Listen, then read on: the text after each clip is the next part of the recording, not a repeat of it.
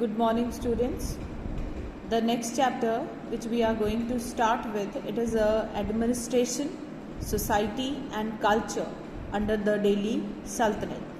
This is the lesson number 5 of history, and with this chapter our first term syllabus is over. So let's start with this chapter. In this chapter we are going to study about the administration, the way the society was formed, the culture and all other information regarding economy, development, people, etc. So the establishment of the Delhi Sultanate, they marked the beginning of its long dominance over northern India, and you can say the Muslims they also brought with them with certain traditions in their lifestyle, philosophy, culture, civilization and etc. So the intermingling of these two cultures, it gave rise to the new composite culture which is known as the Indo-Islamic culture. That is the mixture of two culture, Indo-Indian and Islamic, that is the Muslim culture. Now the society during this period was divided into 4 classes. Now what were these 4 classes? The first class, it was the aristocratic class, and this class consists of the nobility, high professionals. They were rich and they lived a luxurious life.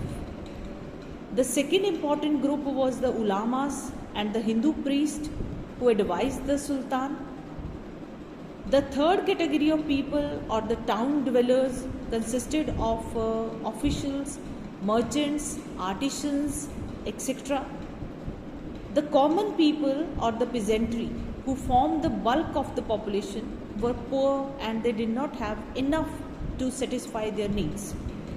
They not only paid heavy taxes but also had to bear the sufferings.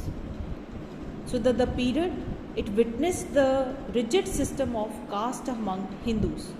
The position of the women was not high. They were denied education and had to remain in parda. The practice of child marriage and sati were also prevalent. So many travelers, they came to India and they wrote about it. Ibn Battuta, he mentioned the horrible scene of a woman burning herself on the funeral pyre of her husband with great beating of drums. So during this period, the practice of keeping women and asking them to veil their faces in the presence of outsiders, it was widespread among the upper class women also. Next comes the administration. The Turkish state in India was militaristic and aristocratic. In the formal sense, you can say that the state was Islamic and the Sultan did not allow any open violation of the Islamic law, and but they also did not allow the Muslim divines to dedicate the policy of the state.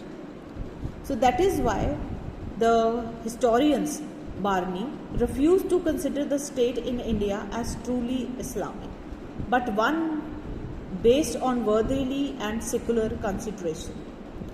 The Sultan office was the most important in the Sultanate. All the political, legal, military authorities, they were in his hand. He was the sole responsible for all the administration, security, maintenance of law and justice. The government was run under different departments, and each department, it was supervised by the ministers or high officials like Diwane Wazrat, the chief minister called the Wazir. Diwane Arch, there was a department, it was responsible. Arch Mulalik, clear.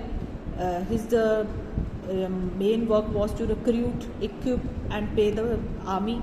Then Diwane Risalat, they were dealing with the religious matters. They were having a chief Sardar or the chief Qazi, clear. So this was the different departments, and even Diwane-Insha, which deals with all kind of domestic as well as the foreign correspondence.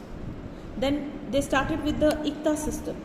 The system of granting a revenue from a piece of land or a village to an officer instead of paying him a cash salary was called the Ikta system.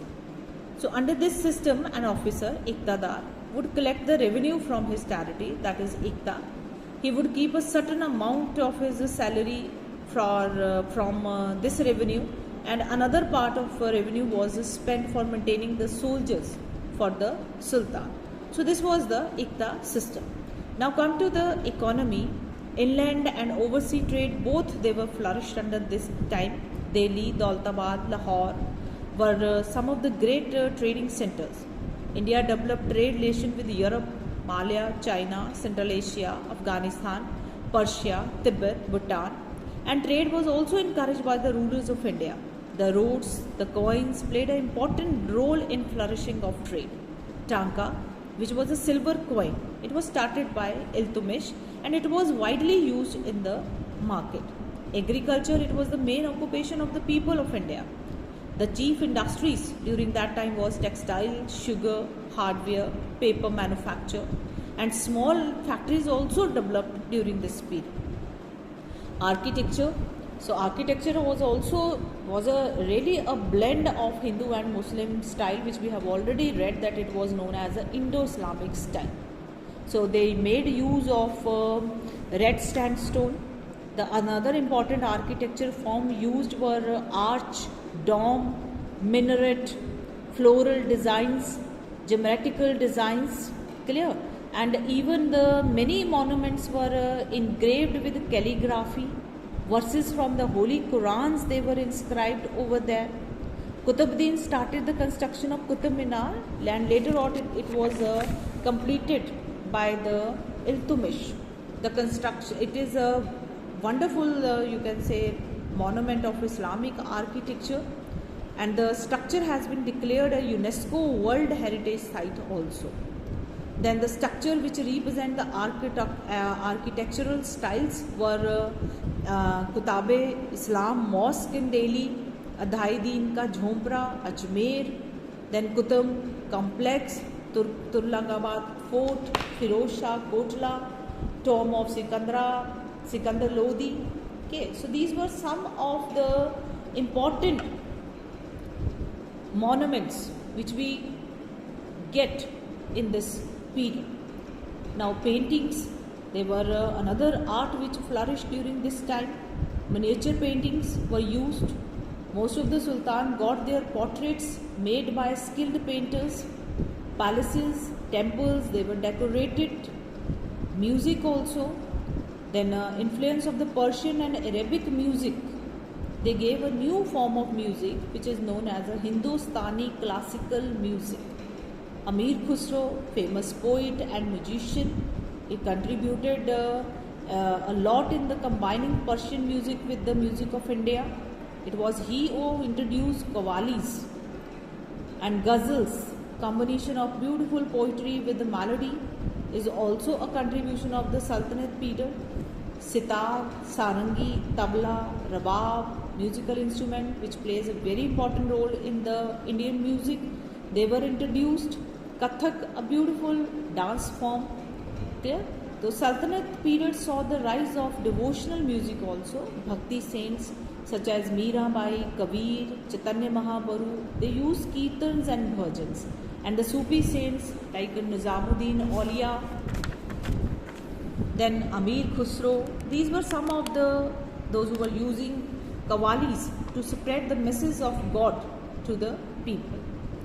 Language, literature, Persian was the language of administration and the nobility. Arabic was mostly used by traders. The blending of Persian and Hindi gave rise to a new language called Urdu, which means camp. It was language which was used in camps by soldiers with the different nationalities. Persian poets, Amir Khusro, Amir Hassan, they wrote poetries in Persia. Then the religion. The Hindus were an integral part of Sultanate rule, though there was instant of others also.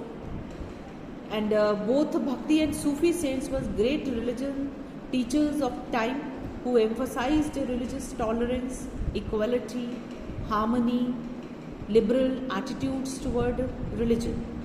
So the Delhi Sultanate occupy an important place in the Indian history. The two cultures, that is Hindu and the Muslim, they became interwoven and created a new composite culture which was unique. The Delhi Sultanate disintegrated towards the beginning of the 15th century. The administrative system of the Sultanate, they influenced the Mughal system of administration and which developed in the 16th century. So in this chapter, children, we have studied about the architecture, music, paintings, language and literature and religion. So this chapter, it was related to the administration and culture, society, which was adopted under the Delhi Sultanate. So children, with this chapter, our first term syllabus is over. Thank you, children.